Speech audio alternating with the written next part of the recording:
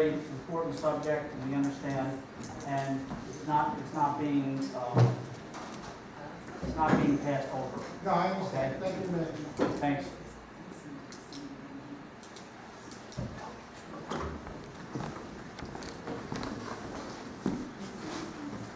Toby Carey, I live in Glenford. I know it's been said that it takes maybe 2 to 3 minutes to service a car going through their queue. And I'm just wondering whether their experience in similar situations has yielded information that perhaps idling cars are really idling for more than 5 minutes and perhaps 8 minutes. I wonder if there'll be any provision to encourage people to shut off their motors while they're waiting in line. And I know the New York State regs require no more idling than 5 minutes, and some towns have instituted their own regulations about idling as low as 3 minutes. So I wonder if this is something the planning board would take into consideration. Thank you. Thank you.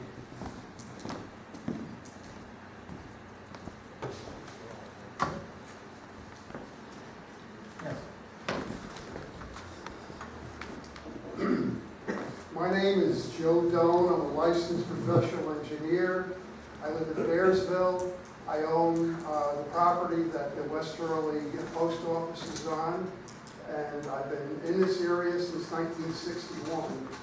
So I'm familiar with a lot of the development that's gone on over the years. And this is the first time that I've seen this proposal about Dunkin' Donuts. And I'll tell you, I could stand here for a half hour and give you all the negative aspects of this proposal, but I'm not going to do that because I'll put everybody to sleep. I think the one thing which everybody is aware of but hasn't really spoken about it is the fact that the light at 375 and 28 is not a timed light. In other words, that light is tripped by a sensor that's in the pavement, and if there's no cars, it stays green on 28. And as soon as the car trips that sensor, the light will go amber and then red. I can't tell you how many times I've sat at that light, and it was like a funeral going through. There'd be 20 cars or 30 cars, and you'd have to sit there and wait until that light, or until there was a break in traffic where the light would turn green on 28. Now, if you take that scenario and you add, God knows how many cars in that loop that they're putting in there that wants to get out onto 375 and head to the light, you have to sit there and wait for all the traffic to go through, and then you have this line of cars coming out of Dunkin' Donuts, adding to that wait. Now you got to wait for them to get out also, so there'd be a break, and that light would trip and turn green on 28. So, I mean, that's the one thing which I think is kind of obvious, and I think people in this area have experienced that, where they sat there and waited for these line of cars to come out of 375 so the light would turn green again. Anyhow, that's all I have to say right now.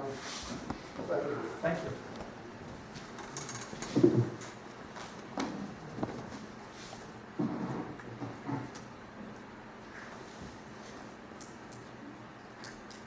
Yes.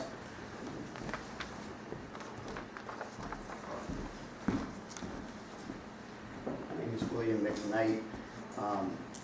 I was appointed as the designee for the town of Hurley Catskill Mountains Scenic Byway. And as such, I'm compelled to voice my comment about the significant traffic. Speak up. Sorry. As the appointed designee for the town of Hurley Catskill Mountains Scenic Byway, I'm compelled to voice my comment about the significant traffic impacts this proposed project will have on the community at large, and specifically the effects it will have on the ability for pedestrians and bicyclists to access the Shokan Rail Trail for tourism. In order for the community to be able to access the Shokan Rail Trail, the town must have a crosswalk located at the traffic light at the corner of State Route 28 and 375 for pedestrians and bicycles. This proposed project will greatly impede the ability for such an access. The volume of traffic every day of the week will hinder and create an unsafe situation at that intersection. I ask the Hurley Planning Board to take this into consideration when making this decision to consider approval for the project. A strictly drive-through retail location in the heart of the community also does nothing to enhance the beauty or accessibility of the town, nor does it give local residents a place to meet, congregate, create a sense of community, or enjoy the area. I ask the planning board to require at least that the developer modify the proposed plan to include inside and outside seating for the community to use and add a sidewalk for pedestrians and bicyclists to meet the safety requirements and accessibility of the community and surrounding neighborhood on both State Route 28 and 375. Thank you for your consideration. Thank you. I just wanted to add, talking about that traffic light over there, I believe that there's a constant green arrow when you come down 28 and when I go up 375. That is correct, yes, ma'am. So that makes it even more impossible for somebody coming out of there wanting to make a left turn to go north to Woodstock. I mean, I was just there the other day and I'm like, I don't even think 3 car, I have a large car. I know a lot of people do, so I don't know what the size of the vehicles is, but, you know, 3 at the most to fit there. And the hill is right there. You know, and the oncoming traffic is continuous. So unless there's major changes happening with that traffic light, and I'm told it's very difficult to accomplish those changes. At least there's a light already there. You know, people are not going to be able to make a left turn and go back north. Conversely, you know, just everybody's being dumped onto 375. I mean, the reality is the population points are north and east, and that's, you know, people going that way most of the time. And ski season, then I guess it'd be a lot easier to come in and out. But anybody using 375, it's awful. I mean, when I first heard of this, I just thought, you know, it's insane to put a drive-through on that corner. And, you know, just to support all those other comments. If the traffic went down, because people are cutting through West Hurley for around that whole intersection. They're going up Wall Street or some other street and crossing over to 375. I have a friend, you know, you can't make any turns on 28, it's become absurd. You know, you have to go drive all the way up to Hanford to turn around and come back down. Because you can't go left on 28 safely. So we're just compounding a problem that's already here, that we have no solution for, and it's inappropriate. So I think that's where scenic highway begins. Let's start the scenic highway with the Dunkin' Donuts sign. I mean, I don't think that's very scenic. Thank you. Okay, there are numerous items that are still pending, and at this point, I'd like to get a motion to keep the public hearing open till August 30th, and we'll resume the public hearing. I'll make that motion. All right, second? Diane, all in favor? Aye. All opposed? I just want to say that I am very adamant about using other people's work for your own good. I.e., you know, when you go to school and you copy somebody's homework and hand in to yourself. So, 2016 traffic study. I was sitting in the county planning board, and they brought out, for your information, there's statistics that show that the traffic for the rail trail went up 300% in 2020-21. So, I just want you to be aware of that, because the numbers are way off here, and you really someone's gonna have to do a traffic study, right? Someone literally is gonna have to do a traffic study. So there's other items that are pending on the planners, items 1 through 26 and process, 1,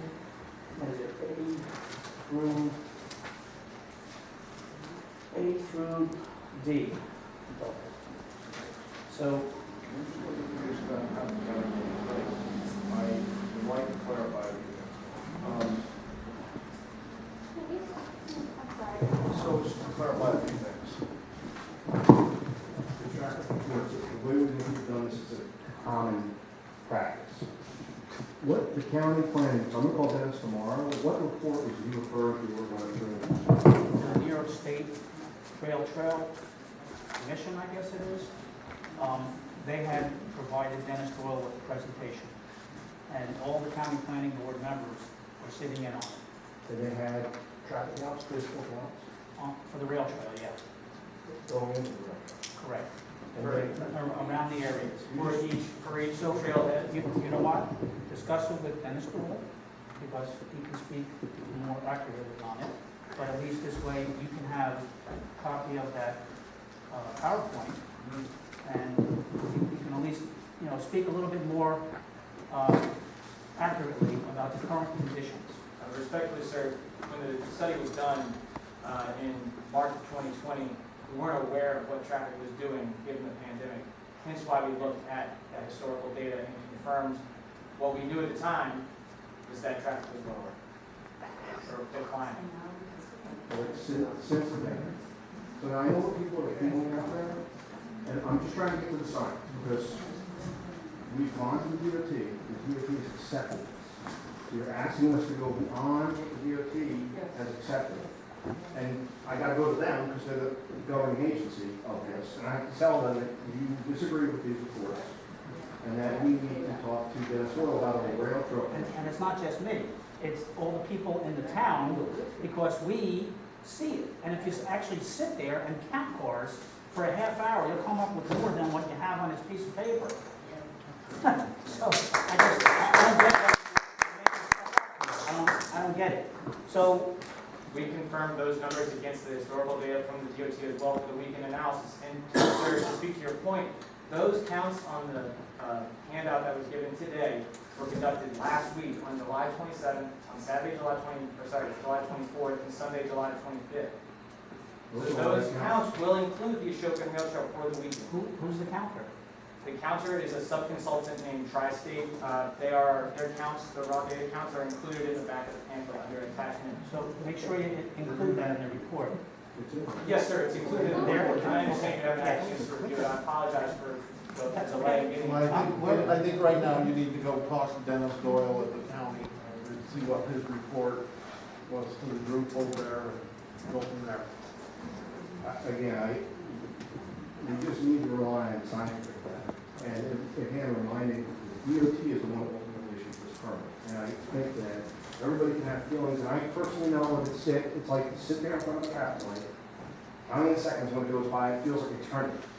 Okay, again, but there is science and data, and we can't go with feelings. So we will talk to Dennis Doyle, we will go back to the DOT, and we will provide you with these counts. But even if we go out there and count the traffic today, it's not going to change the data at all. Let's discuss it. We're talking about, I'm sorry for interrupting, but we're talking about reality. We're talking about people that go through this intersection day in, and I'm sorry for interrupting. I'm talking about people that go through this intersection day in and day out. All of these people are telling you that these numbers aren't right. Excuse me. All of these people are telling you that these numbers aren't right. We live here, we work here, and we're telling you that those numbers are wrong. Everybody is telling you that those numbers are wrong. So at least have the courtesy to do what this gentleman is asking and go back and speak to them and get the new information. Just to be Okay. clear, we did line counts last week. We're telling you, this whole community is telling you that the numbers are not right. I understand what you're feeling. We're gonna continue the public hearing. I On apologize 30th. for interrupting. And by the way, you're welcome to write as much as you would like and submit it to the planning board, okay? So the applicant can provide responses to those statements, questions, and issues, okay? It's not just, that's it, if you're not here, we can't, make any statements or comments. I understand. Public I hearings are apologize. being held over. I apologize. That was my fault. I'm sorry. So, we do have other applicants that need to be, Thank you. thanks. I had a question about parking. Is this the appropriate time to ask that? Sure. No? No? Oh, now, yes, correct. I appreciate that you made that extra spot for the, to address that handicap issue. But if something occurred to me since then, what do you do if you have like a health inspector coming in or some other inspector coming in? Where would they park in order to do their inspection? They would usually make an appointment, and they can provide it. Well, do you have Board of Health less doesn't employee that day need to to show show up. come and park? Well, we would make arrangements for the time in which the inspector comes. All the other restaurants that, our tenants, have health inspector calls, so we'll be there on Tuesday, and they inform them and make provisions for them to make their inspection. I'll tell you where the park on. So you have 6 spots and you just say one employee don't come in that day because we can use the spot. Well, no, it could be 15 minutes. I have a word in the month. That's 15 minutes. Yeah, and that's maximum hours, so that's peak hours in the morning. So we provide the buildings for the inspection in the afternoon, or that could be all worked. They don't have 5 employees all day long. Okay. So you can tell the inspector you can't come because I got 5 employees that particular. No, they're not going to have 5 employees all day. Right, so you can just say, you gotta come at 2 because I have 5 employees in Well, the morning. They typically would, ask for the inspection to occur during low traffic time. Okay. All right, thank you. I have to say, I've been here with a driver's license for 55 years. And I'll be 75 in a couple of months. And anybody that thinks the traffic hasn't increased, it's got to be crazy. Between the pandemic and the rail trail, people are flocking up here, and you're not going to stop them from doing that. So we got to make the right provisions here as far as safety. And then you never know, your 18 cars may have to stay in there for a couple of days before they get out. That's it. Huh? Thank you very much. Thank you. Good night. Good night.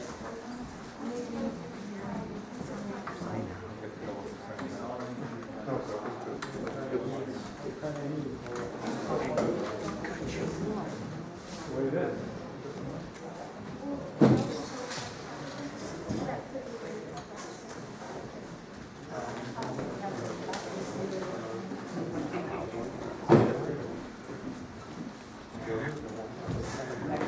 The next applicant, old business, Facilitated Development, East LLC.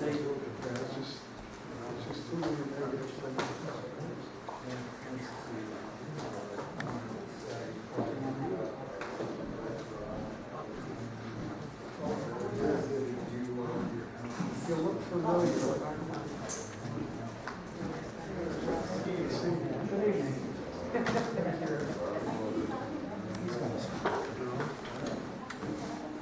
Do a little wagon pull in there. A little red.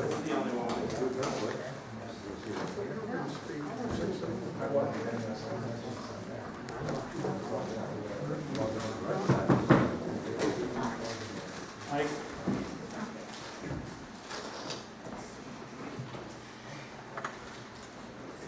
So, I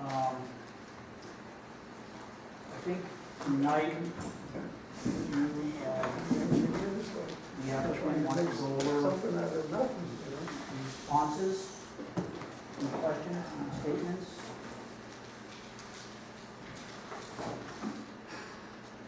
Well, I mean, I can speak to my submittal. You have a submittal from me from July 20th, 2021, in response to public comments and response to questions which were raised by the board.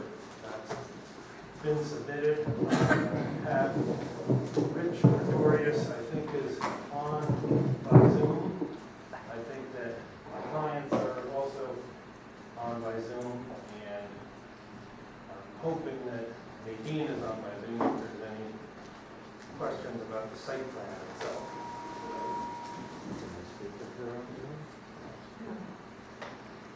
Could we please hear better? Could he stand up here so everybody? Going up on the microphone? Or you can just sit and talk like this? Take the microphone.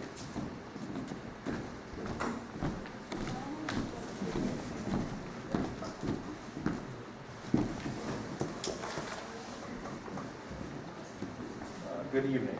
I was saying that we have Rich Pretorius available by Zoom, and I believe Nadine Carney is available by Zoom, who is the consulting engineering firm for the planning board. We have a submittal made by myself, July 20th, 2021, to the board in response to questions by the public and in response to issues raised at the planning board level. Rich is here to answer any questions about the site plan and any questions that the planning board may have relative to its functionality or additions to the plan since the last version.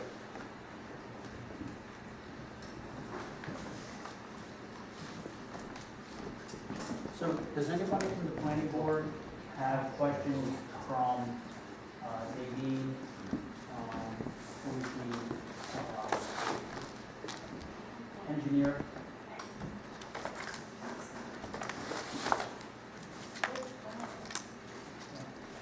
And if not, general questions regarding the site plan especially? I take it the speedies permit is given after we make our decision here? The speedies permit itself would be a condition subsequent of the approval, which would be, we still have to go through a very rigorous process with the New York State Department of Environmental Conservation for that, as it would happen after this board has completed its work. And when that's done, you would get your building permit? Not necessarily.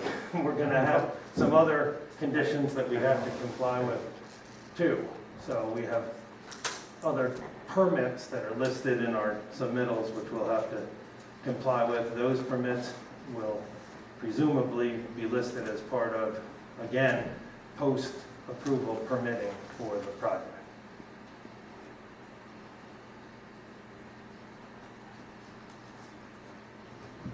I have a question regarding the ownership and maintenance structure. We understand that obviously the ownership of the units, they're to be owned as condominiums.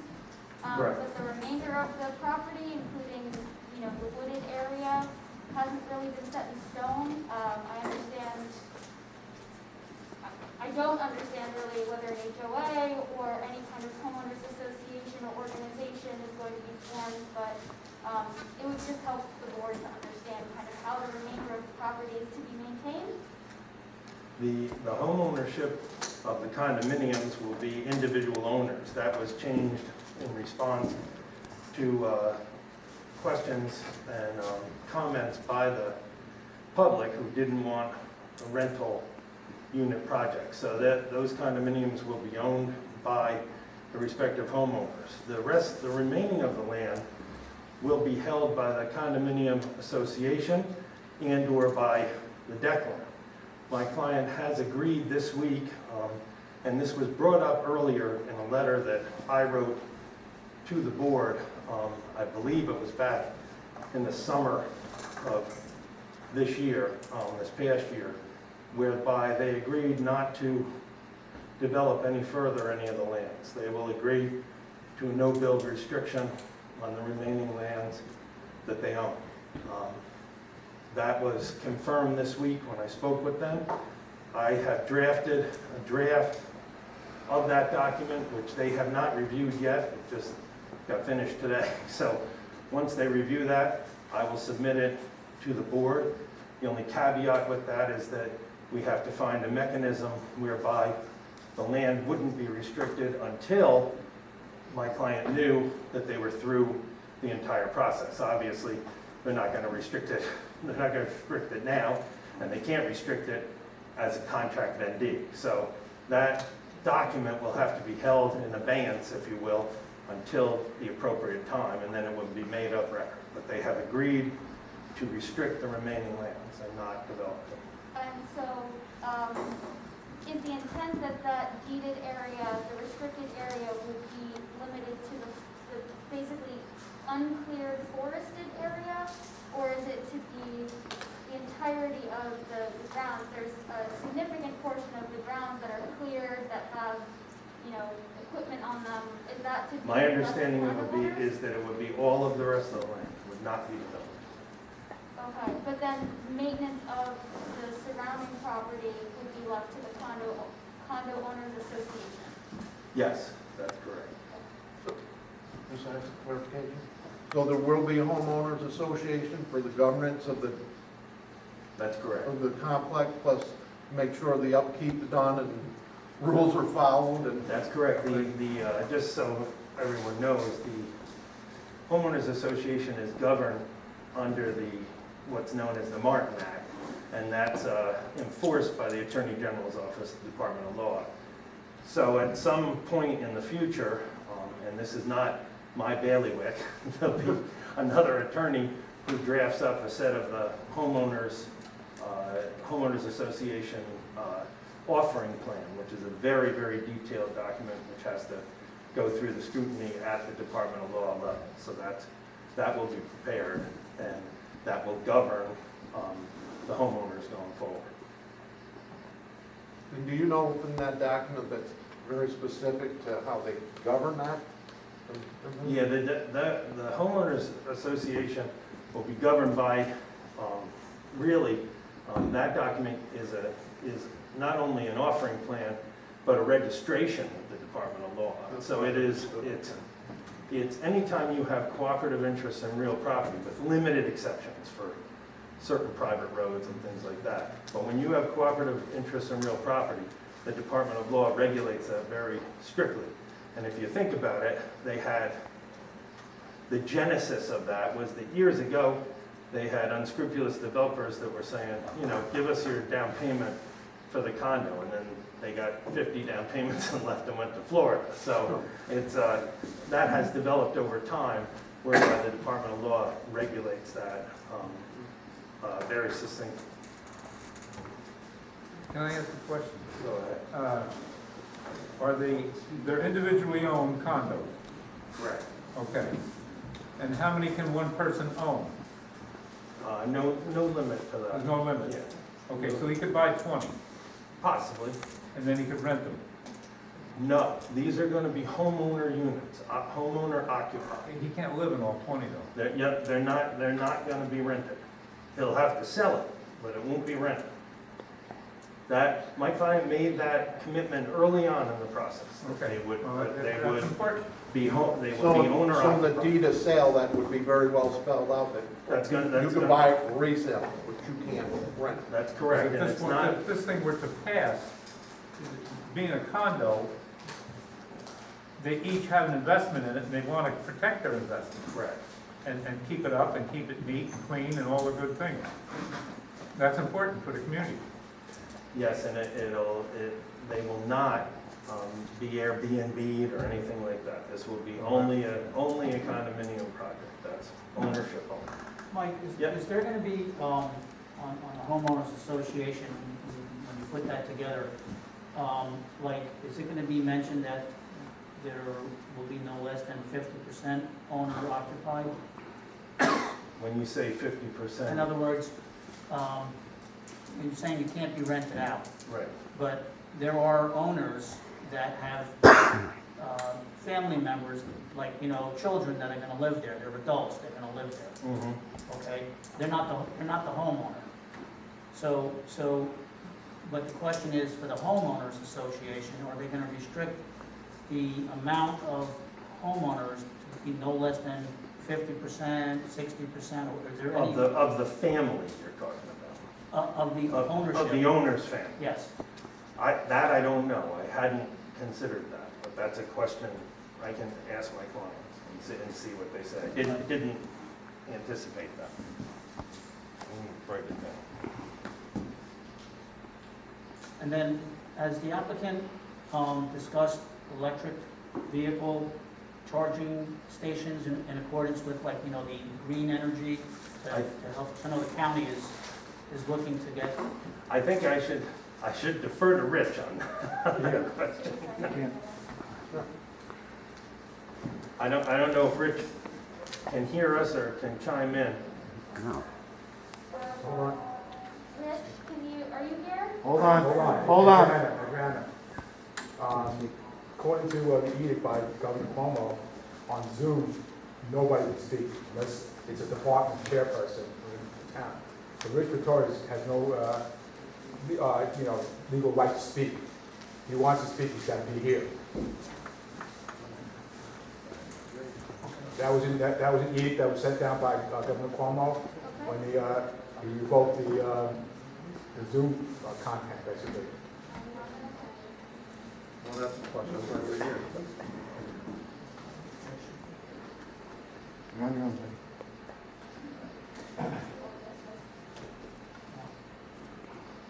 You're gonna have to wait afterwards.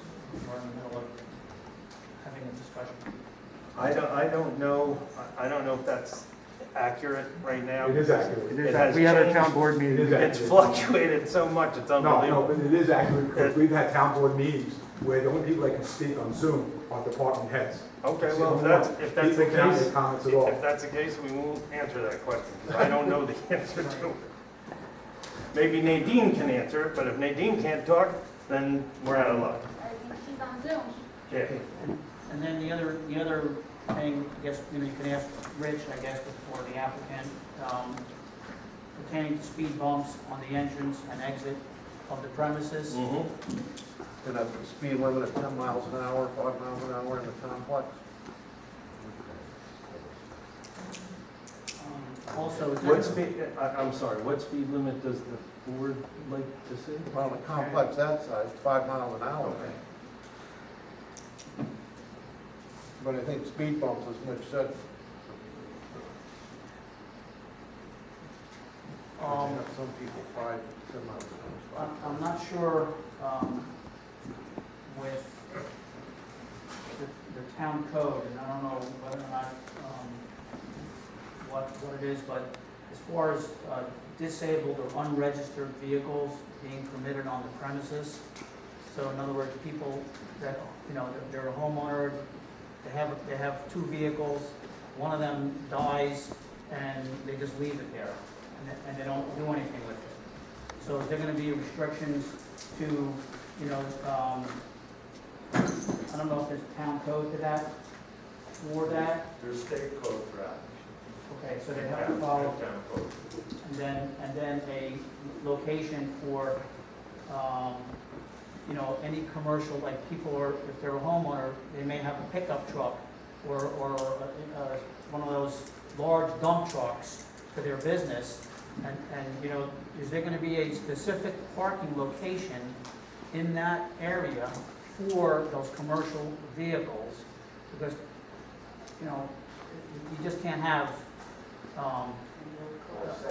trucks and commercial vehicles parking next to people's, you know, sedans, that kind of stuff. It's very unsafe and could be a lot of damage. Yeah, Tony, do you have? Hang on. Tony? Yeah, I got a question. This is being built under a special use permit. Now, how long does that stay in effect? Special use permit stays in effect in perpetuity. It runs with the land. So in other words, we could make up some rules or something for that special. You can take the special permit criteria, which is set forth in the zoning law, and you can make conditions which reasonably relate to that authority that you have under special I mean, permit. couldn't we just say, they were talking about dump trucks, couldn't you just say no dump trucks allowed under the special? You cannot say no dump trucks allowed, but the question of where commercial type vehicles may have to park, that is a reasonable, in my opinion, is a reasonable question. So we can put a lot of things in here that we want. Provided they're reasonably related to the special use permit criteria, that's correct. You can make conditions part of the approval. If our fire company needs to buy special equipment to accommodate this complex, can they get help on that from the developer? I don't think that that's the case, because remember, this project went through a pretty hefty review as to access around the building, access to the building, and the fact that it's going to be sprinkler too. So I don't think anyone anticipates specialized equipment. I don't know. Bought. But if it did, would he be in agreement to that? The fire company said we need this, this, and this to properly be safe here with this complex? I can't answer that. I don't know what. I know, I'm not trying to, I just think it would be his responsibility, it's his building. He's the one that's gonna make the profit, and not our taxpayers.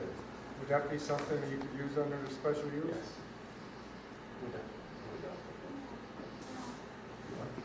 We can't require them to purchase something from the town if we can't show that the town